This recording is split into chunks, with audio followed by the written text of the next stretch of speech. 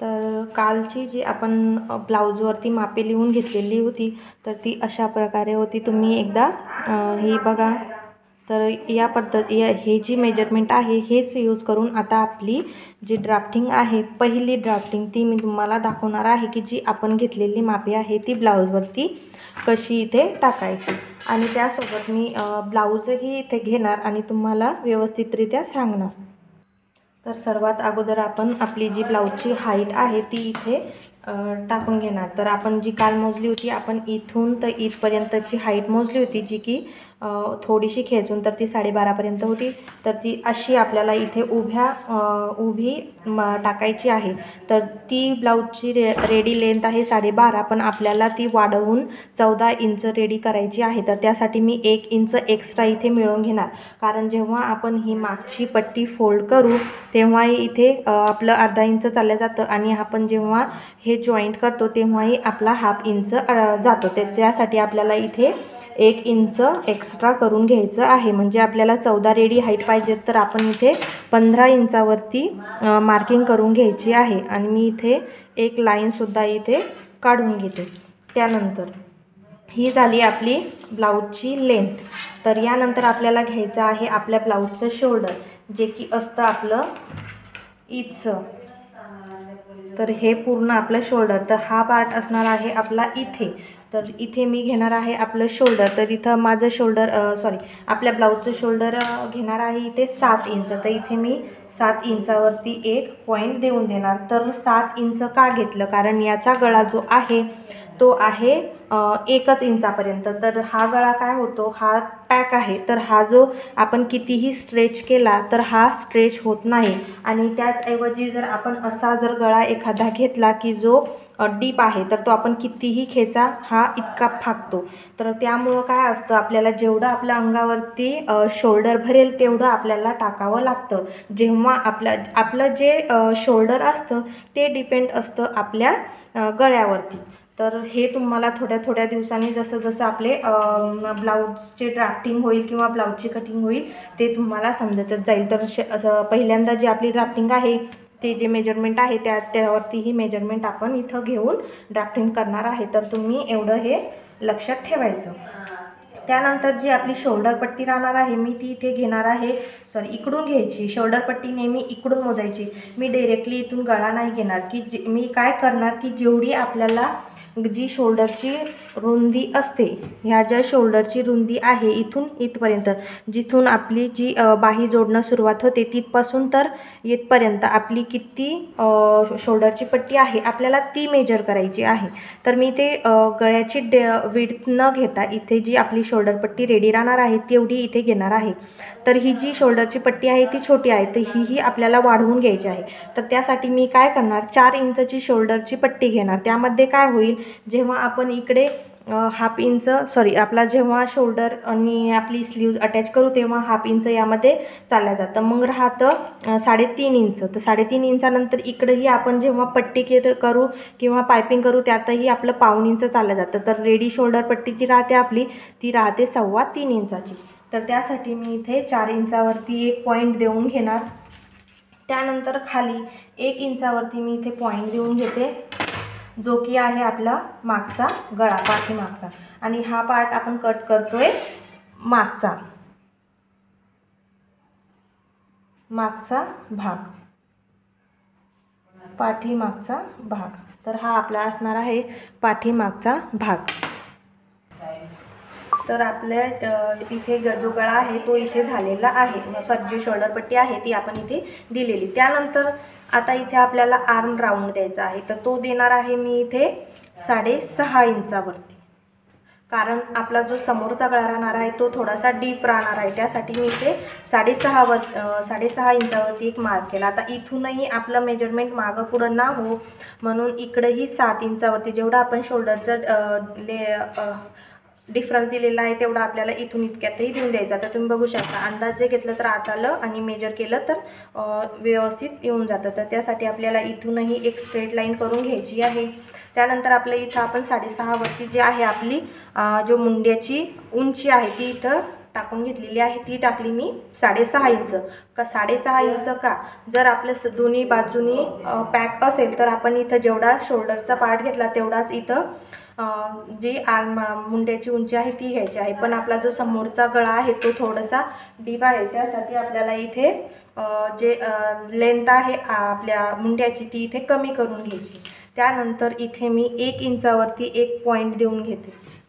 त्यानंतर जेवढंही आपलं चेस्ट आहे तर इथे 9 इंचावरती माझी चेस्ट आहे, म्हणजे 36 इंचाची चेस्ट आहे, त्याचा चौथा भाग येतो आपला 9 इंच. तर त्यामध्ये मी इथे 1/2 इंच लुझिंग ॲड करत 9.25 वरती इथे एक पॉईंट देऊन दिला. त्यानंतर 1 इंचावरती परत एक आपली जी शिलाई मार्जिन असते ती इथे मी 1 इंच दिलेली आहे. त्यानंतर जी आपली मुंड्याची हाईट आहे त्याचा आपल्याला मधला भाग काढायचा आहे, मधला पॉईंट काढायचा आणि हे 3 पॉईंट मिळवत आपल्याला इथे आपला जो गोलाकार आहे तो इथे देऊन घ्यायचा आहे.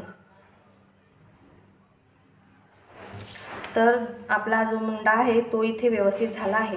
जर तुमच्याकडे असा जर फ्रेंच कर्व नसेल तर तुम्ही या पद्धतीने असे डॉट डॉट देत हे पॉईंट इथे जुळवून घ्यायचं.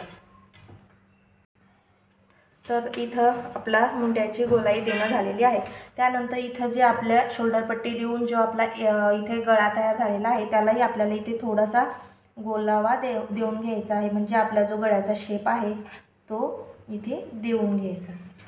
आता हे झाल्यानंतर जो आपला मागचा आपली जी वेस्ट आहे तर ती आहे इथं 29 इंचाची. तर 29चा चौथा भाग येतो आपला 7.25 इंचावरती. तर 7.25 इंचावरती आपली वेस्ट येते. तर 7.25 इंचावरती मी पॉईंट देते. त्यानंतर जे असतं आपला पाठीमागचा टक्स द्यावा लागतो, तर त्यासाठी आपण 1 इंचावरती मार्जिन देऊन द्यायची आणि इथं 1 इंच आहे आपली शिलाई मार्जिन. तर आपली जी चेस्ट लाईन आणि वेस्ट लाईन, आता ही झाली वेस्ट लाईन, ही झाली आपली चेस्ट लाईन, या दोन्हीही लाईन्स आपल्याला अशा इथे जुळून घ्यायच्या आहे. त्यानंतर द्यायचा आहे आपल्याला पाठीमागच्या टक्सचा टक्स. तर त्यासाठी मी जिथपासून आपला दुमडून घेतलेला पार्ट असतो तिथपासून आपल्याला 4 इंचावरती एक पॉईंट देऊन घ्यायचा. नंतर जो टक्सची हाईट असते ती आपली गळ्यावरती अवलंबून असते. जर आपला गळा खूपच डीप असेल तर जिथपर्यंत आपला गळा आहे त्याच्या 1 इंचाखाली आपलं जे टक्स आहे तो येतो. पण इथे आपला गळा जो आहे पाठीमागचा तो आहे 1 इंचाचा, म्हणजे पूर्ण पाठ झाकलेली आहे.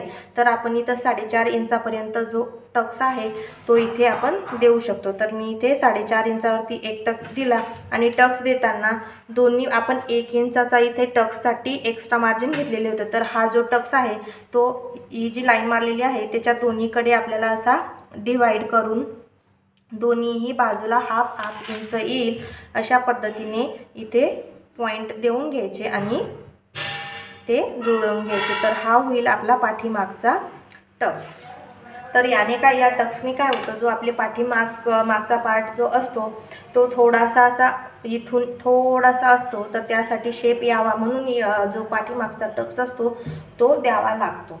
तर यानंतर जो इकडच्या शोल्डरच्या बाजूने आहे आपल्याला इथे हाफ इंचापर्यंत डाऊन करायचा आहे, कारण आपला जो शोल्डर आहे ते पूर्ण पॅक आहे, त्यामुळं जे आपला शोल्डर असतो तो इकडे खाली असतो. तर त्यासाठी आपल्याला काय करायचं आहे, इथे हाफ इंचाचा डाऊन द्यायचा आहे. तर ही झालेली आहे आपली पाठीमागची ड्रॉईंग. तर पाठीमागची ड्रॉईंग आपल्याला या प्रकारे इथे करून घ्यायची. असंच आपण जे आपलं फॅब्रिक आहे त्याच्यावरही आपण असंच मार्किंग करून आपल्याला जो भाग आहे तो कट करायचा असतो. पण सुरुवातीला आपण नेहमी पेपर कटिंगच करायची. आपले जे पीस असतात ते आपले जास्त वाया गमवायचे नाही. पहिले सुरुवातीला पेपर्सवरती पूर्ण कटिंग करून बघायची. तर ही झाली आपली पाठीमागची. त्यानंतर आता आपण जी समोरची ड्राफ्टिंग करून घेतो. तर आता इथे आपण जे समोरची ड्राफ्टिंग आहे ती इथे करून घेणार आहे, जो आपला फ्रंट पार्ट असतो तो. तर फ्रंट पार्टसाठी नेहमी आपली जी हुक, आपले आता इथे बटन्स आणि काच बटन्सचं हे ब्लाऊज आहे. तर काच बटन असो किंवा हुकची पट्टी असो, आपल्याला जेव्हा आपण समोरचा पार्ट कापू त्या टायमाला आपल्याला जिकडून आपण मेजरमेंट घ्यायला सुरुवात करतो तिकडून आपल्याला हाफ इंचाची इथे मार्जिन ओढून घ्यायची आहे. हाईटच्या अंतरावर, हाईटवरती अशी उभी हाफ इंचाची इथे मार्जिन घेऊन घ्यायची आहे नेहमी. नाहीतर आपलं काय होऊ शकतं, आपली जी मार्जिन आपण इथे हाफ इंचाची दिली आहे तर आपण दिली नाही तर हे मेजरमेंट इकडे येऊ शकतं आणि आपलं जे रिअल म्हणजे आपलं जे बॉडीवरचं मेजरमेंट आहे ते कमी भरू शकतं, म्हणजे आपलं ब्लाऊज आहे ते कमी भरू शकतं. तर त्यासाठी ही हाफ इंचाची जी मार्जिन आहे ती देणं गरजेची आहे. त्यानंतर जेव्हा आपण समोरची हाईट मोजू तर मागची हाईट मोजताना आपण 1 इंच एक्स्ट्रा घेतलं, म्हणजे 14 इंचाची हाईट होती तर आपण 15 इंचावर केलं. तर मग मी इथे काय करणार, 2 इंच एक्स्ट्रा घेणार. तर 2 इंच का, तर मी तेही सांगते की आपल्याला 2 इंच एक्स्ट्रा का घ्यायचं. तर आपल्याकडे आता हे ब्लाऊज आहे, तर हे ब्लाऊज आहे तर आपण बघू शकतो इथं जे पार्ट्स आहे आपले, हे हा वरचा पार्ट आहे आणि हा खालचा पार्ट आहे, म्हणजे याचे 2 पार्ट्स आहे. तर हे जो आहे हे साईड पार्ट म्हणजे अप्पर पार्ट आणि ही जी योकपट्टी आहे योकपट्टीचा पार्ट, हे असे 2 पार्ट मिळून आहे. तर जेव्हा आपण या पार्टपासून या पार्टपर्यंत येऊ तर हाफ इंच वरती आपलं शिलाई मार्जिनमध्ये इथे जाणार शोल्डरच्या जॉईंटमध्ये, आणि जेव्हा आपण हा जो पार्ट आहे म्हणजे आपली योकपट्टी आणि जो अप्पर पार्ट आहे तो जोडू तेव्हा आपलं इथूनही हाफ इंच जाणार, आणि जेव्हा आपण वरचा भाग जेवढा जोडतो तेवढाच आपण जी योकपट्टी आहे तेवढंच जोडतो, म्हणजे आणखीन अर्धा इंच जाणार. आणि जी आतली खालची जी पट्टी असते ती पण आपल्याला दुमडून घ्यावं लागते याला फिनिशिंग देण्यासाठी, त्यामध्येही हाफ इंच जाणार. तर ते सगळं मिळून आपल्याला इथे 2 इंच एक्स्ट्रा घ्यावं लागतं, कारण इथे जे जॉईंट्स पार्ट असतात ते मागच्या भागात 2च जॉईंट पार्ट असतात, म्हणजे खालून आपल्याला पट्टी दुमडून घ्यावी लागते आणि वरतून शोल्डरच्या बाजूने हाफ इंच जातं. पण जेव्हा आपण फ्रंट पार्ट करतो तेव्हा अप्पर पार्ट आणि योकपट्टी हे 2 पार्ट असतात, तर हे दोन्ही जोडायसाठी 1 इंच एक्स्ट्रा घ्यावं लागतं. तर हे तुम्हाला कळालंच असेल. त्यानंतर आपली जी सुरुवात आपण करू की आपली जी ही हाईट आहे जी ही वेस्ट आहे, तर माझी इथे 29 इंचची हाईट आहे, तर त्याचा चौथा भाग येतो आपला 7.25 इंच. आणि आपली आता समोरून आपल्याला काही टक्ससाठी द्यायची गरज नाही, तर त्यासाठी मी ते 1 इंच फक्त एक्स्ट्रा घेऊन घेतलं, जी की आपली शिलाई मार्जिन. त्यानंतर आता इथे शोल्डर घ्यायचा आहे आपल्याला. तर पाठी मी तुम्हाला पहिले सांगितलं की जर आपले शोल्डर घेणं हे आपल्या गळ्यावरती डिपेंड असतं. तर आता किती शोल्डर केव्हा घ्यायचं, किती गळा असेल तर किती शोल्डर घ्यायचं हे तर वेळेनुसारच सांगणार, लगेच मी सांगू शकत नाही, कारण हे डोक्याच्या वरतून जाईल. तर सर्वात अगोदर आपण फक्त सिंपल ड्राफ्टिंग इथे करून घेणार. तर इथे माझं जे आता समोरचा जो गळा आहे आपला तो आहे 6 इंचाचा. तर मी इथे काय करणार, 6 इंचावरती इथे जे आहे शोल्डर घेऊन घेणार आहे, कारण आपला जो गळा आहे तो जास्त डीपही नाही आहे आणि जास्त म्हणजे लहानही नाही. तर त्यासाठी मी काय करणार, 6 इंचावरती म्हणजे मी 1 इंच कमी करून इथे जे शोल्डर आहे ते घेतलं. नंतर आपण शोल्डर पट्टी जी मागं घेतली तीच इथं घेणार, कारण आपले जे शोल्डर जोडताना कमी जास्त व्हायला नको, कारण शोल्डर पट्टी तर सेम राहणार आहे. तर त्यासाठी शोल्डर पट्टी जेवढी तुम्ही मागं घेसाल तेवढीच तुम्हाला समोरून सुद्धा घ्यायची आहे. त्यानंतर आपलं मुंड्याची हाईट, तर मागून जेवढी घेतली समोरूनही तेवढीच आपण इथे घेणार, जी की 6.5 इंचावरती. नंतर इथूनही 6 इंचावरती मी एक पॉईंट देते आणि हे पॉईंट जुळवत इथं एक आपण स्क्वेअर बनवून घेऊ, म्हणजे एक चौकोन असा बॉक्स बनवून घेऊ. आणि ही जी लाईन असते आपली ही असते चेस्ट लाईन. तर या चेस्ट लाईनवरती जेवढंही आपलं म्हणजे चेस्ट असते तेवढी इथे टाकून द्यायची. तर मी इथे 9 इंचावरती चेस्टचं मार्किंग इथे केलेलं आहे, कारण आपला जो समोरचा गळा आहे तो 6 इंचावर आहे आणि पॅक नाही आहे, त्यामुळे तो थोडासा फाकतो. तर समोरून जे आहे लुझिंग द्यायचं गरज नाही. नंतर 1 इंचावरती मी इथे आपली शिलाई मार्जिन आहे ती इथे देऊन घेतली. नंतर जी चेस्ट लाईन आणि वेस्ट लाईन आहे ती इथे जुळवून घ्यायची.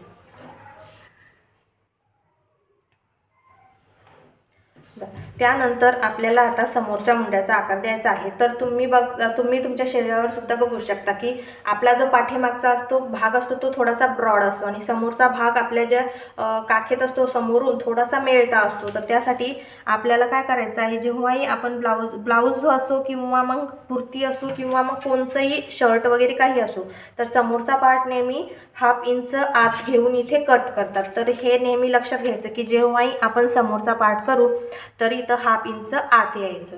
नंतर 1 इंचावरती एक पॉईंट देऊन द्यायचा. नंतर जितकी ही आपली मुंड्याची हाईट असेल तितकं अर्ध करून घ्यायचं त्याचं, आणि आपल्याला असे इथे डॉट डॉट देत आपल्याला जो मुंड्याचा राऊंड शेप असतो तो इथे देऊन घ्यायचा. आणि जर फ्रेंच कर्व असेल तर डायरेक्टली फ्रेंच कर्वने शेप देऊन द्यायचा। आता हे झालं आपला मुंडा। त्यानंतर आपली जी हाईट ती आहे इथे 6 इंच, तर मी इथे काय करणार, हाफ इंच एक्स्ट्रा घेणार। तर हाफ इंच का, कारण आपलं जेव्हा इथे आपण शोल्डर जॉईंट करू तेव्हा आपलं हाफ इंच इथे शिलाई मार्जिनमध्ये जाणार, तर आपला रिअल गळा किती इथे 6 इंच येऊन जाणार। त्यानंतर मी इथे अशी एक लाईन्स मारून घेते। त्यानंतर जी गळ्याची विड्थ आहे ती इथे ठेवायची गरज नाही आहे, तर मी इथे हाफ इंच ठेवते का, कारण हा जो गळा आहे तो आहे थोडासा त्रिकोणी, तर मी इथे असा क्रॉसमध्ये शेप देत इथे त्रिकोणी गळा करून घेते। तर यानंतर जे आहे की आपल्याला काढायची आहे आपली साईड पट्टी आणि कटोरी आणि योक पार्ट। तर त्यासाठी मी आता सर्वात पहिले जे आहे आपण असंही करू शकतो की समोर वरतून म्हणजे शोल्डर पासून तर आपला लोअर पास म्हणजे जी आपला बस्ट पॉईंट असेल त्याच्याही खाली जेव्हा आपली वेस्ट सुरू होते तिथपर्यंत, म्हणजे आपला लोअर बस्टच्या जिथे समाप्त होतो तो पॉईंट काढायचा, नाहीतर आपल्याला जेवढी आपली जी खालची पट्टी असते तेवढी लागते, केवढी लागते आपलं त्याच्यावर ठरवायचं। तर मी इथे काय करणार, 3 इंचावरती मार्क देणार। नंतर ही बनवून तयार होते 2.25 इंच, तर 2.25 इंच कसं, तर इकडूनही हाफ इंच चालला जाणार आणि इकडूनही पाव इंचापर्यंत हे आपलं चालला जाणार, तर ती 2.25 ते 2 इंचापर्यंत आपली जी योकपट्टी आहे ती इथे बनून तयार होते। तर त्यामुळे मी 3 इंचावरती इथे एक मार्किंग करून दिली। तर अशी एक स्ट्रेट लाईन इथे मारून घ्यायची। त्यानंतर आपल्याला आता एक तर कटोरी बघायची, नाहीतर मग साईड पार्ट काढायचा। तर एक सोपा उपाय म्हणून आपण काय करायचं, जी ही आपली इथे कटोरी म्हणजे जर तुमच्याकडे रेडीमेड ब्लाऊज असेल तर आपली जी कटोरी आहे रेडीमेड ब्लाऊजवरती ती पहिले मोजायची की किती आहे। तर इथे ही आहे 5.5 इंचावर। तर डिरेक्टली काय करायचं, जो आपली हुक आणि आय पट्टीचा पॉईंट आहे ते सोडूनच नेहमी पुढची मेजरमेंट इथे घ्यायची। तर इथे 5.5 वरती मी एक पॉईंट देऊन घेते। जेवढी आपली तयार कटोरी आहे रेडीमेड ब्लाऊजवरती तिथे एक पॉईंट इथे देऊन घ्यायचा। तर ही झाली आपली कुणीकडे कटोरी आणि हा साईड पार्ट। इथूनही 2 इंच 2.25 किंवा 2.5 वरती एक पॉईंट देत कोणताही जो येईल आपल्याला तो, नंतर इथून आपल्याला अशी कटोरी आहे त्याचा इथे शेप देऊन घ्यायचा।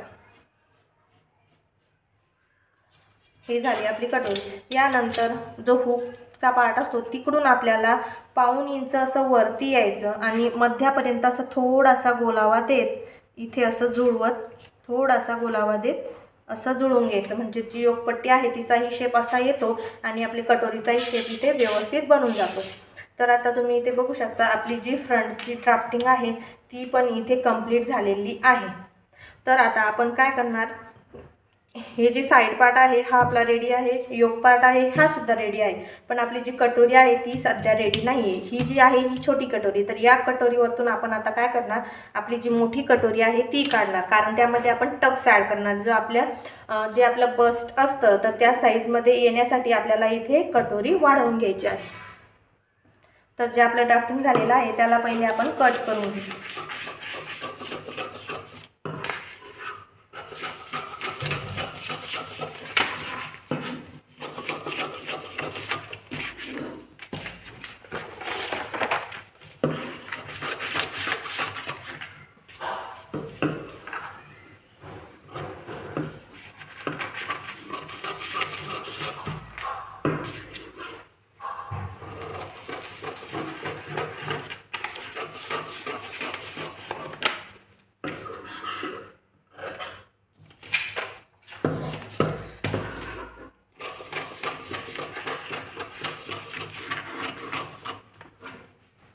तर आपले इथे 2 पार्ट रेडी आहे। तर आता जी कटोरी आहे ती आपल्याला इथे वाढवून घ्यायची।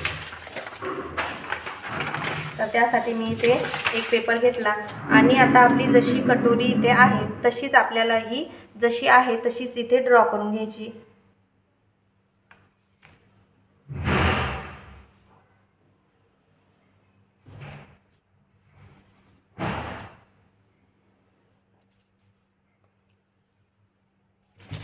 जो आपला व्ही शेप आहे तो व्ही शेप इथे येऊ द्यायचा, थोडासा हाफ इंच कट करून घ्यायचा।